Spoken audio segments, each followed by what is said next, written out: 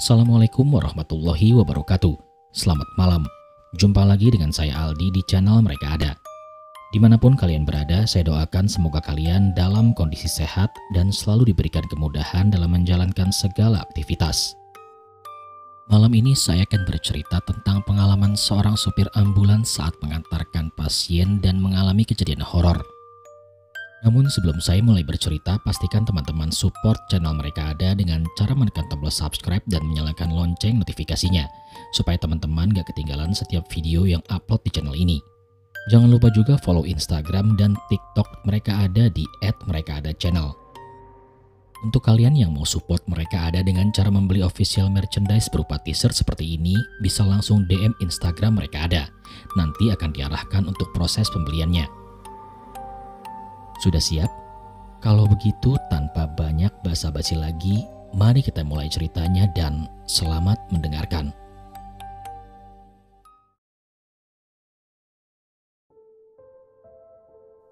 Malam itu terasa lebih gelap dari biasanya di pos jaga ambulan rumah sakit.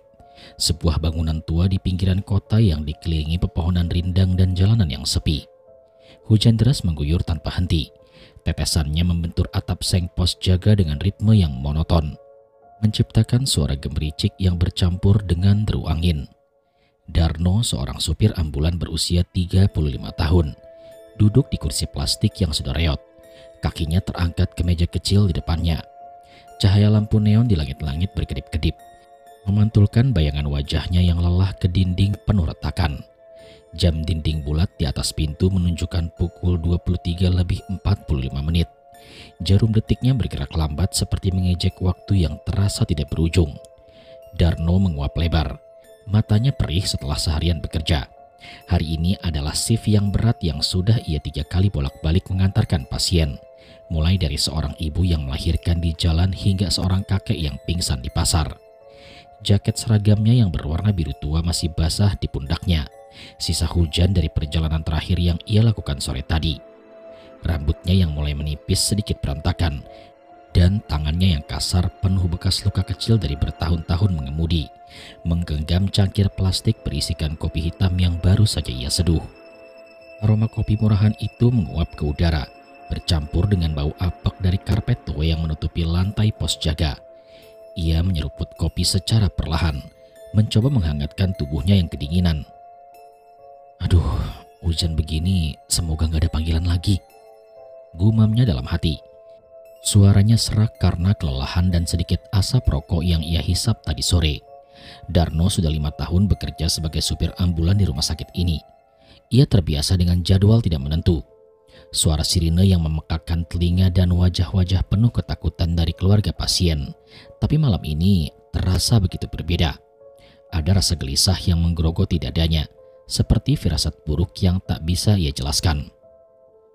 Tiba-tiba telepon kuno di meja berdering dengan keras, memecah keheningan dengan nada yang tajam dan mendesak. Darno tersentak. Kopi di cangkirnya hampir tumpah ke celana. Ia kemudian meletakkan cangkir dengan sangat tergesa, lalu meraih gagang telepon dengan tangan yang sedikit gemetar. Bukan karena takut, tapi karena dingin yang menusuk tulang. Halo, selamat malam, ambulan rumah sakit sehat? Sapa Darno, mencoba menjaga nada tetap tenang meski jantungnya mulai berdegup lebih cepat. Di ujung sana suara wanita terdengar dengan pelan, tergesa dan penuh kepanikan. Tolong, ada kecelakaan di jalan rawa. Cepat, dia masih bernafas, katanya kala itu. Kata-katanya terputus seperti terengah-engah. Suara hujan di latar belakang telepon terdengar lebih keras, seolah wanita itu berdiri di tengah badai. Darno mengernyitkan kening. Tangannya otomatis meraih pulpen dan secari kertas dari laci meja. Ibu tenang dulu ya, dia luka parah dan ada berapa orang di sana? Tanya Darno berusaha mendapatkan informasi lebih jelas. Tapi sebelum wanita itu menjawab, sambungan tiba-tiba terputus. Hanya ada bunyi statis yang samar, lalu kemudian hening. Darno menatap gagang telepon sejenak, alisnya berkerut lebih dalam. Halo? Halo? Panggilnya lagi tapi tidak ada respon. Ia meletakkan gagang dengan gerakan yang cepat lalu mencatat alamat yang disebutkan. Jalan Rawa. Ia menuliskan jalan itu di kertas itu dengan tangan yang terburu-buru. Ia tahu jalanan itu. Rute tua yang jarang sekali dilewati, dikelilingi sawah dan pohon-pohon besar, sering jadi bahan cerita seram di kalangan sopir lokal. Darno kemudian berdiri mengambil kunci ambulans dari gantungannya di dinding. Jaketnya ia kenakan kembali, meski masih sedikit lembab. Ia kemudian memeriksa tas medis darurat yang selalu tersedia di pos jaga. Perban, oksigen portable, alat tensi, semuanya lengkap. Semoga aja cuma kecelakaan biasa, pikir Darno kala itu. Tapi firasat buruk itu masih menggelayut di pikirannya seperti kabut. Ia pun melangkah keluar dari pos jaga. Hujan langsung membasahi wajahnya saat ia berlari kecil menuju ambulans yang diparkir di halaman.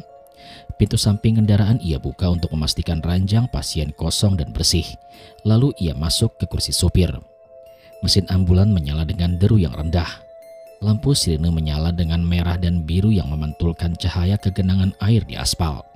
Darno menggosok tangannya untuk menghilangkan dingin, lalu kemudian memutar setir ke arah gerbang rumah sakit. Hujan kini semakin deras. Wiper ambulan bergerak cepat tapi tidak cukup untuk membersihkan kaca dari tetesan air yang tebal. Jalanan di depannya tampak gelap, hanya diterangi oleh lampu kendaraan dan kilatan petir sesekali di langit. Jalan rawa, semoga cepat sampai, gumamnya kala itu. Suaranya tenggelam oleh suara hujan dan sirene. Ia tidak tahu bahwa panggilan malam itu akan menjadi awal dari sesuatu yang jauh lebih mengerikan daripada sekedar kecelakaan biasa. Ambulans melaju perlahan di jalan rawa. Roda-roda besar menggilas genangan air yang memantulkan cahaya sirene merah biru di kegelapan malam. Hujan masih mengguyur dengan sangat deras. Tetesannya membentur kaca seperti ribuan jari kecil yang mengetuk tanpa henti. Wiper ambulans bekerja penuh bergerak bolak-balik dengan suara gesekan yang monoton, tapi tidak cukup untuk membersihkan pandangan Darno sepenuhnya. Kabut tipis kini mulai turun dari langit, menyelimuti jalanan tua itu seperti selimut kelabu yang hidup, membuat lampu di depannya hanya menerangi beberapa meter saja ke depan sebelum cahayanya ditelan oleh kegelapan. Jalan rawa bukanlah rute yang asing bagi Darno. Ia pernah melewatinya beberapa kali dalam 5 tahun bekerja sebagai sopir ambulans. Biasanya untuk mengantar pasien dari desa terpencil atau mengangkut korban kecelakaan kecil. Jalanannya sangat sempit, diapit oleh sawah luas di sisi kiri dan barisan pohon jati tua di sisi kanan. Ranting-rantingnya menjuntai rendah hingga hampir menyentuh atap ambulan. Pohon-pohon itu tampak seperti siluet raksasa di dalam kegelapan. Dahan-dahannya bergoyang pelan ditiup angin, seolah berbisik satu sama lain. Darno menggenggam setir lebih erat. Tangannya yang kasar terasa dingin meski kabin ambulans cukup hangat dibandingkan udara di luar. Ia memperlambat laju kendaraan. Matanya menyapu sisi jalanan dengan cermat, mencari tanda-tanda kecelakaan yang disebutkan penelpon tadi. Mobil yang terguling, motor yang ringsek, atau setidaknya jejak ban di lumpur. Tapi jalanan itu kosong. Hanya ada genangan air yang berkilau dan ranting-ranting patah yang tersapu hujan di tengah aspal. Di mana orangnya? Gumamnya dengan pelan. Suaranya tenggelam oleh deru mesin dan bunyi sirene yang masuk ke telinga. Ia melirik jam di dashboard pukul 00:15. Sudah hampir setengah jam sejak panggilan itu, dan setiap detik yang berlalu membuatnya semakin gelisah. Jika korban benar-benar masih hidup seperti yang dikatakan wanita di telepon tadi, waktu adalah sangat berharga. Darno kemudian mengeluarkan ponselnya dari saku jaket, mencoba menghubungi nomor yang memanggil tadi. Layar ponselnya menyala dengan redup. Sinyalnya hanya satu bar, khas daerah terpencil seperti ini. Ia kemudian menekan tombol panggil, tapi yang terdengar hanyalah nada sibuk yang berulang, seperti jeritan kecil yang tidak pernah dijawab. Aduh, aneh banget ini, pikirnya dan alisnya mengkerut. Ia meletakkan ponselnya di kursi penumpang, lalu kembali fokus ke jalan. Hujan kini mulai sedikit mereda, tapi kabut malah semakin tebal, menutupi sawah di sisi kiri hingga tampak seperti lautan putih yang tidak berujung. Tiba-tiba ambulan melintasi sebuah jembatan kecil dari kayu yang sudah tua. Papan-papannya berderit keras di bawah beban kendaraan. Darno merasa getaran itu sampai ke tulang punggungnya. Dan untuk sesaat ia mendengar suara, seperti ketukan pelan dari belakang ambulans, dari bagian ranjang pasien yang seharusnya kosong. Ia menoleh cepat ke spion tengah, tapi kabin belakang tampak gelap dan sunyi, hanya diterangi oleh samar lampu kecil di dalam. Mungkin cuma ranting yang nyangkut kali ya, pikirnya kala itu. Meski bulu kuduknya kini mulai berdiri. Ia menarik nafas dalam, mencium bau samar yang aneh. Bau tanah basah yang tak seharusnya ada di dalam ambulans yang tertutup dengan rapat. Darno kemudian melanjutkan perjalanan. Matanya kini lebih waspada. Jalan Rawat terkenal di kalangan sopir lokal karena cerita-cerita aneh. Penampakan di malam hari, suara tangisan di sawah, atau bayangan yang melintas di jalanan kosong. Ia biasanya menganggap itu cuma bualan untuk menakut-nakuti anak baru. Tapi malam ini cerita itu terasa terlalu nyata. Ia menggoyangkan kepala mencoba mengusir pikiran-pikiran itu. "Fokus Darno, ada orang yang butuh bantuan," katanya pada diri sendiri. Suaranya lebih keras untuk mengalahkan rasa takut yang kini mulai merayap. Di kejauhan melalui kabut yang mulai menipis, ia melihat sesuatu. Seorang pria berdiri di pinggir jalan. Tubuhnya basah kuyup oleh hujan. Tangannya terangkat lemah seperti sedang meminta tolong. Cahaya lampu ambulans kemudian menerangi sosok itu dengan sekilas. Pakaiannya compang-camping, wajahnya tertunduk dan rambut hitam yang menempel di dahi seperti rumput laut. Darno menginjak rem dengan pelan. Ambulans berhenti dengan suara ban yang bergesek di aspal yang basah. Jantungnya berdegup lebih cepat, campuran lega dan curiga. Akhirnya ketemu, pikirnya kala itu, lalu mematikan sirene agar suara hujan lebih jelas. Ia membuka jendela samping sedikit. Kemudian angin dingin masuk bersamaan dengan tetesan air. "Pak, Bapak yang kecelakaan, bisa jalan?" panggil Darno kala itu. Suaranya sedikit bergetar karena udara dingin. Pria itu tidak menjawab, hanya melangkah perlahan menuju pintu samping ambulan yang Darno buka dengan cepat. Hujan membasahi lengan Darno saat ia membantu pria itu masuk. Tangannya merasakan kulit yang terlalu dingin, lebih dingin dari yang seharusnya, bahkan untuk seseorang yang kehujanan. Pria itu terhuyung, lalu duduk di ranjang pasien tanpa suara. Kepalanya tetap tertunduk. Darno kemudian menutup pintu, mencium bau aneh yang tiba-tiba mengisi kabin. Bau tanah basah bercampur sesuatu yang membusuk, seperti lumpur dari kuburan tua. Ia menggosok hidungnya, mencoba mengabaikan firasat buruk yang kini semakin kuat di dadanya. Pintu samping ambulan tertutup dengan bunyi klik yang keras, memutus suara hujan yang bergemuruh di luar. Darno berdiri sejenak di dalam kabin. Air hujan menetes dari lengan jaketnya ke lantai karet yang licin. Udara di dalam terasa lebih dingin dari yang seharusnya. Meski pemanas ambulan masih menyala pelan dari perjalanan sebelumnya. Ia menggosok tangannya yang basah, mencoba menghilangkan sensasi dingin yang masih tertinggal dari kulit pria yang baru saja ia bantu untuk masuk. Pria itu kini duduk di ranjang pasien. Tubuhnya terhuyung seolah tidak punya tenaga. Kepalanya tertunduk hingga rambut hitam basahnya menutupi wajah. Darno melirik sekilas, lalu bergegas kembali ke kursi supir, berusaha fokus pada tugasnya. Saat ia duduk dan menggenggam setir, bau aneh menyelinap masuk ke hidungnya. Bau tanah basah yang kini lebih kuat, bercampur dengan sesuatu yang membusuk, seperti daun tua yang dibiarkan membelapuk di genangan air. Darno mengerutkan hidung, matanya melirik ke spion tengah yang memantulkan bagian belakang ambulans. Cahaya lampu kecil di kabin pasien menyala dengan redup, menerangi pria itu dengan samar. Kulitnya pucat seperti lilin, rambutnya hitam menempel di dahi karena hujan, dan matanya tertutup dengan rapat, seolah ia pingsan atau terlalu lemah untuk sadar. Darah mengalir pelan dari luka di kepalanya. Garis merah yang membelah kulit pucat itu, tapi anehnya tak ada tetesan yang jatuh ke ranjang atau lantai. Darah itu seperti menempel di wajahnya, kental dan tidak bergerak. "Pak, bisa dengar saya? Apa yang sebenarnya terjadi?" tanya Darno. Suaranya sengaja dibuat keras untuk membangunkan pria itu, sekaligus mengusir rasa takut yang mulai merayap di dadanya. Namun tidak ada jawaban, hanya nafas pelan yang hampir tak terdengar, seperti hembusan angin yang tersangkut di tenggorokan. Darno menoleh dengan cepat, memastikan pria itu masih bernafas. Tubuhnya tidak bergerak, tangannya terkulai dengan lemas di sisi ranjang, dan pakaiannya, kemeja lusuh yang robek itu di lengannya basah kuyup hingga menempel di kulit. "Mungkin masih syok kali ya," pikir Darno mencoba mencari logika. Ia kemudian meraih tas medis kecil dari kursi penumpang, mengeluarkan senter kecil dan alat tensi untuk memeriksa kondisinya. Darno berjalan ke bagian belakang, langkahnya pelan agar ambulans tidak bergoyang terlalu keras. Ia kemudian menyalakan senter. mengarahkan cahaya ke wajah pria itu. Luka di kepalanya lebih jelas sekarang. Sayatan dalam yang membentang dari dahi ke pelipis. Dagingnya terbuka sedikit dan darahnya tampak lebih hitam daripada merah. Tapi yang membuat Darno mengernyutkan kering adalah kulitnya. Terlihat sangat pucat, hampir keabu-abuan, dan terasa dingin saat ia menyentuh pergelangan tangan untuk memeriksa denyut nadinya. Denyutnya ada tapi lemah, seperti detak jam yang hampir mati.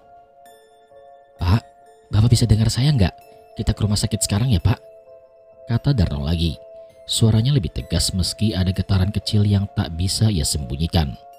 Namun pria itu tetap diam.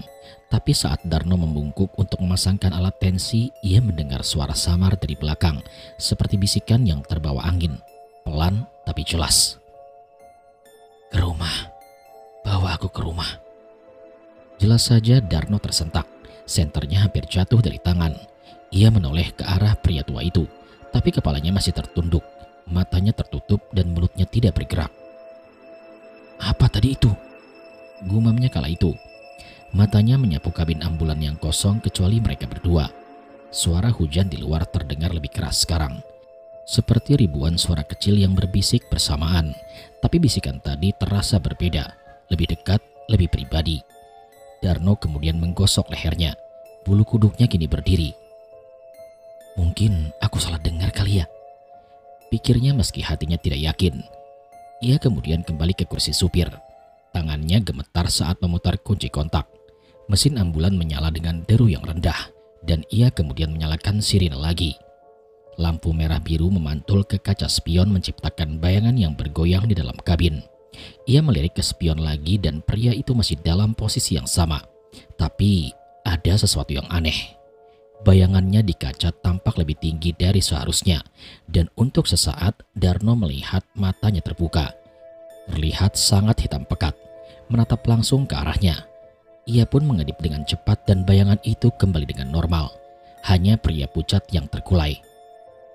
"Harus cepat ke rumah sakit ini," katanya pada diri sendiri. Suaranya bergetar saat ia menginjak pedal gas. Ambulans melaju kembali ke dalam kabut dan hujan. Ban-ban besarnya menggilas genangan air dengan suara percikan yang keras. Tapi di tengah perjalanan, ia mendengar suara itu lagi. Lebih jelas kali ini, seperti berasal dari tempat di belakang kursinya. "Rumah." Darno menahan nafas. Tangannya yang mencengkeram setir hingga kuku-kuku jarinya memutih. Ia tidak berani menoleh lagi. Tapi bau busuk itu kini lebih menyengat. Meresap ke dalam jaketnya, ke dalam kulitnya. Ia tahu ada yang salah dengan penumpang ini, tapi ia tidak bisa berhenti. Tugasnya adalah menyelamatkan, bukan larikan diri. Di luar kilatan petir menyambar langit, menerangi jalan sejenak. Darno melihat sesuatu di pinggir jalan. Bayangan samar seorang wanita berdiri di tengah sawah. Wajahnya tertutup rambut basah, tangannya menunjuk ke arah ambulan. Tapi saat ia berkedip, bayangan itu kini lenyap, meninggalkan hanya kegelapan dan hujan. Jantung Darno kini berdegup lebih kencang, dan ia mempercepat laju ambulans berharap bisa segera sampai ke rumah sakit, atau setidaknya keluar dari jalan rawa yang makin terasa panjang seperti labirin yang tanpa akhir. Darno duduk tegang di kursi supir. Tangannya mencengkeram setir dengan kuat hingga kuku-kukunya memutih. Bau busuk yang mengisi kabin seperti bau tanah bercampur sesuatu yang membusuk kini semakin menyengat, meresap ke dalam jaket dan membuatnya sulit untuk bernafas dengan lega. Ia mencoba fokus pada rute kembali ke rumah sakit sehat, sebuah perjalanan lurus yang seharusnya hanya memakan waktu 15 menit dari titik ini. Tapi malam itu semua terasa salah. Darno menyadari pemandangan di luar jendela ambulans kini tidak lagi sama. Sawah luas yang biasanya membentang di sisi kiri jalan sudah tidak terlihat, digantikan oleh barisan rumah-rumah tua yang terbengkalai. Bangunan-bangunan itu terbuat dari kayu lapuk, atapnya penuh dengan lubang, dan jendela-jendelanya gelap seperti mata kosong yang menatapnya. Pohon jati di sisi kanan juga menghilang, berganti dengan pagar besi berkarat yang berdiri miring. Beberapa bagiannya roboh ke tanah. Darno mengernyutkan kening, matanya menyipit mencoba mengenali rute ini. "Ini bukan jalan rawa," gumamnya kala itu. Suaranya pelan tapi penuh kebingungan. Ia pun melirik GPS di dashboard, alat kecil yang biasanya menjadi penunjuk mata baginya di malam-malam gelap seperti ini. Tapi layarnya hanya menunjukkan garis-garis acak yang berkedip-kedip. seperti televisi rusak yang tidak bisa menangkap siaran. Darno kemudian mengetuk-ketuk layar itu dengan jari, berharap itu hanya gangguan sinyal sementara, tapi tidak ada perubahan. Aduh, alat ini kenapa sih? Pikirnya kala itu, karena rasa gelisah di dalam dadanya kini semakin membesar. Hujan kini hanya gerimis, tapi kabut malah semakin tebal, menutupi jalanan di depan seperti dinding putih yang bergerak. Lampu ambulans hanya menerangi beberapa meter ke depan, dan bayangan rumah-rumah tua itu tampak bergoyang di tepi cahaya seolah hidup.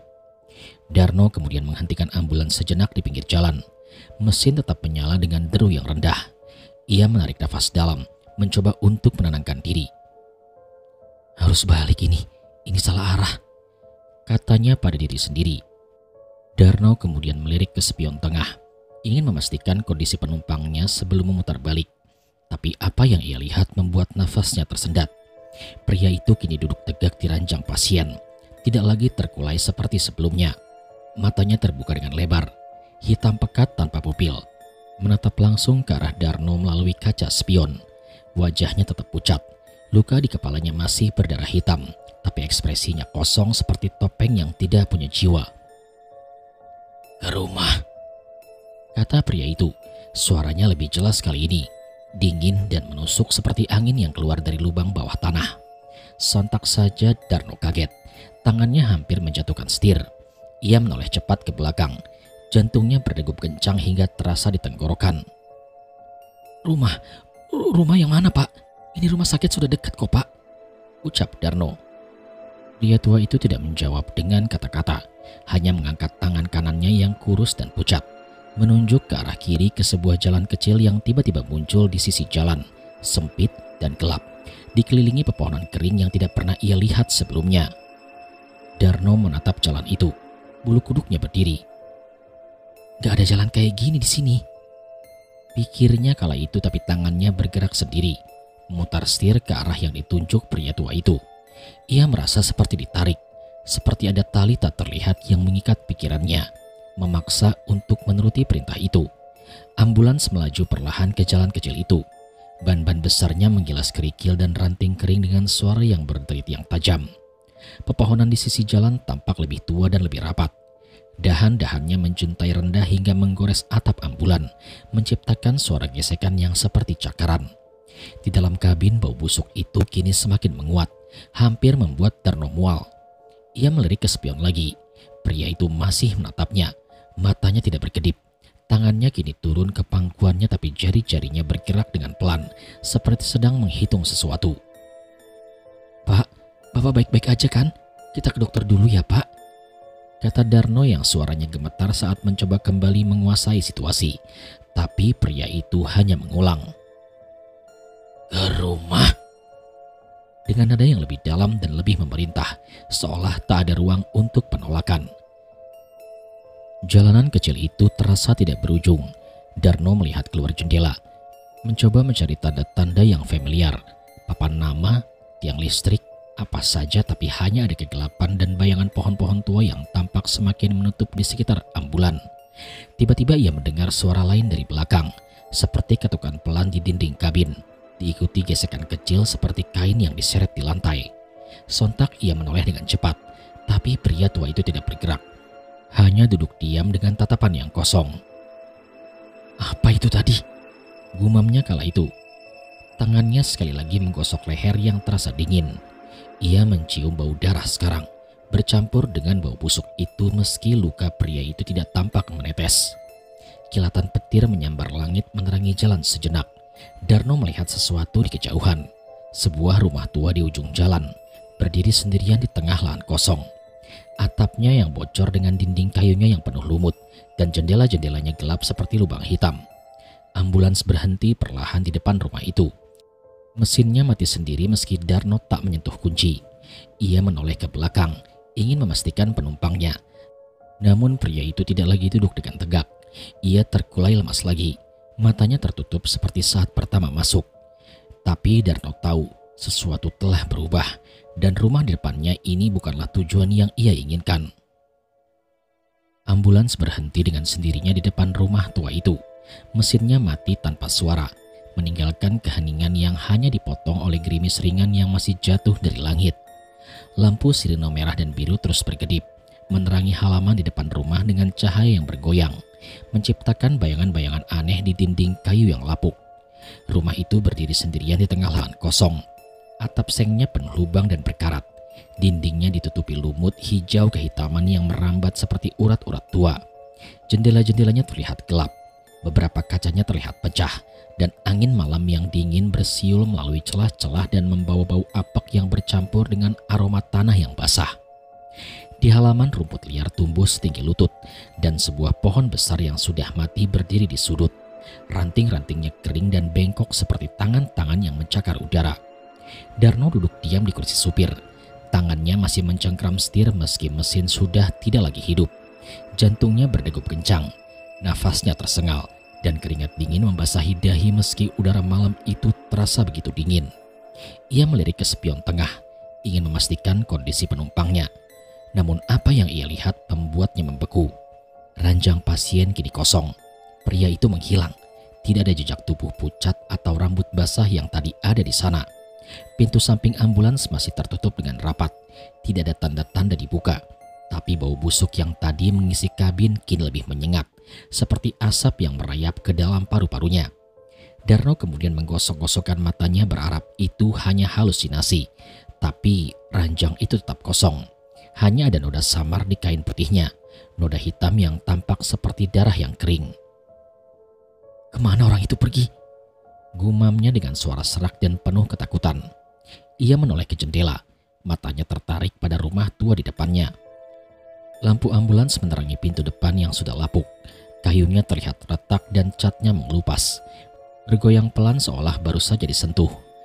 Darno kemudian menarik nafas dalam mencium bau darah yang kini bercampur dengan bau busuk itu. Dan sebuah firasat buruk menusuk dadanya. Ia tahu harus pergi meninggalkan tempat ini secepat mungkin. Namun ada dorongan aneh yang membuatnya membuka pintu ambulans dan melangkah keluar. Hujan gerimis membasahi wajahnya saat ia berdiri di halaman. Sepatunya tenggelam sedikit ke dalam tanah berlumpur yang lembek. Angin menderu dengan pelan, membawa suara samar dari dalam rumah. Tangisan pelan yang terputus-putus bercampur bisikan yang tidak jelas, seperti banyak suara yang berbicara sekaligus. Darno menggenggam senter kecil dan saku jaketnya, menyalakan dengan tangan yang gemetar. Cahaya senter menyapu halaman, menangkap bayangan pohon mati yang tampak seperti sosok manusia untuk sesaat sebelum ia menyadari itu hanyalah halusinasi. Namun kakinya tetap melangkah melaju menuju pintu, seperti ditarik oleh kekuatan yang tidak bisa ia lawan. Pintu kayu ia dorong secara perlahan. Deritnya menggema panjang ke dalam ruangan yang gelap. Bau busuk menyergap lebih kuat sekarang, bercampur dengan aroma kayu lapuk dan sesuatu yang manis seperti bunga layu. Cahaya senter menerangi ruang tamu kecil yang penuh dengan debu. Meja kayu tua yang patah salah satu kakinya dan kursi-kursi yang terbalik, serta dinding-dinding yang penuh coretan tak jelas yang tampak seperti tulisan tangan yang tergesa. Di sudut ruangan sebuah lemari tua berdiri miring. Pintunya sedikit terbuka dan dari dalamnya terdengar suara gesekan dengan pelan, seperti kain yang diseret. Darno menelan ludah, jantungnya berdegup lebih cepat. "Halo? Ada orang di sini?" Panggilnya dengan suara bergetar dan memantul di dinding kosong. Namun tak ada jawaban. Tapi tangis itu terdengar lagi. Lebih jelas sekarang. Seperti suara anak kecil yang jauh di dalam rumah. Darno melangkah lebih jauh. Senternya menyapu lantai yang penuh serpihan kayu dan kotoran. Di tengah ruangan ia melihat sesuatu. Jejak kaki basah di lantai. Jejak yang sama seperti yang ia lihat di ambulans tadi. Menuju ke sudut ruangan yang paling gelap. Ia mengikuti jejak itu. Nafasnya kini semakin pendek hingga cahaya senter menangkap sosok yang ia kenal. Pria itu berdiri di sudut. Wajahnya kini jelas di bawah cahaya. Kulitnya pucat seperti mayat. Luka di kepalanya masih berdarah hitam dan matanya hitam pekat, menatap Darno dengan ekspresi kosong yang tidak manusiawi. "Terima kasih sudah antar aku pulang," kata pria itu. Suaranya dingin dan bergema seperti di dalam sumur tua. Jelas saja Darno tersentak. Senternya jatuh ke lantai dan berguling. Cahayanya kini mengarah ke dinding. Dalam kegelapan yang tersisa, ia melihat tubuh pria itu perlahan memudar, seperti asap yang tersapu angin, hingga lenyap sepenuhnya. Tapi suara tangisan itu kini masih ada, dan lebih jelas. Darno merasa ada sesuatu yang dingin menyentuh pundaknya. Tangannya tidak terlihat. Ia pun berteriak berlari keluar rumah dengan langkah yang tergesa, tersandung di ambang pintu hingga jatuh ke lumpur di halaman. Darno kemudian merangkak kembali ke ambulans. Tubuhnya gemetar hebat.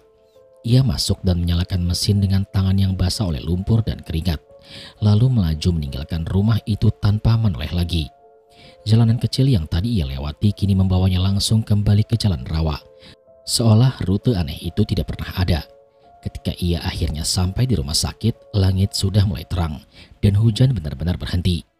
Ia duduk di pos jaga, nafasnya masih tersengal, dan menceritakan semuanya kepada seorang perawat tua yang kebetulan bertugas pagi itu.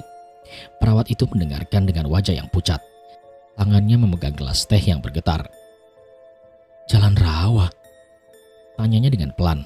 Matanya menatap kosong ke dinding. 20 tahun lalu ada kecelakaan mobil di sana. Supirnya selamat, tapi penumpang pria muda tewas di tempat. Tubuhnya ditemukan di rumah tua di ujung jalan kecil. Katanya dia minta pulang sebelum mati. Dari situ orang bilang dia selalu nyari tumpangan buat balik ke sana. Darno kemudian menatap perawat tua itu dengan wajah yang pucat dan lebih dalam. Ia tidak bisa berbicara, hanya mengangguk dengan lemah, mencium bau busuk yang masih menempel di jaketnya. Sejak malam itu, setiap kali Darno mengemudikan ambulans melewati jalan rawa, ia mendengar bisikan yang sama persis di kursi belakang. Ke rumah, meski ranjang pasien selalu kosong. Suatu hari ia menemukan noda darah hitam di ranjang ambulans, meski ia yakin tak ada pasien yang ia antar di hari itu. Ia mulai menghindari shift malam, tapi bisikan itu kadang terdengar bahkan di siang hari, dan di sudut matanya ia sering melihat bayangan pria pucat itu berdiri di pinggir jalan. Tangannya terangkat lemah menunggu untuk diantarkan pulang lagi.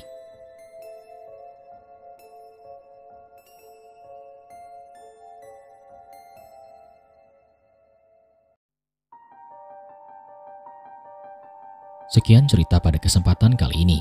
Terima kasih kepada teman-teman yang sudah menyimak cerita ini dari awal sampai selesai.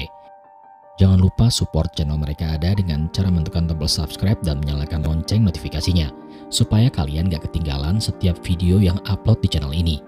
Jangan lupa juga untuk follow akun sosial media Instagram dan TikTok Mereka Ada di @merekaada_channel. Dan bagi kalian yang mau support Mereka Ada dengan cara membeli official merchandise berupa t-shirt seperti ini, bisa langsung DM Instagram Mereka Ada. Nanti akan diarahkan untuk proses pembeliannya. Kalau begitu sampai di sini dulu perjumpaan kita kali ini. Sampai bertemu pada episode selanjutnya. Saya Aldi pamit undur diri dari hadapan kalian. Wassalamualaikum warahmatullahi wabarakatuh.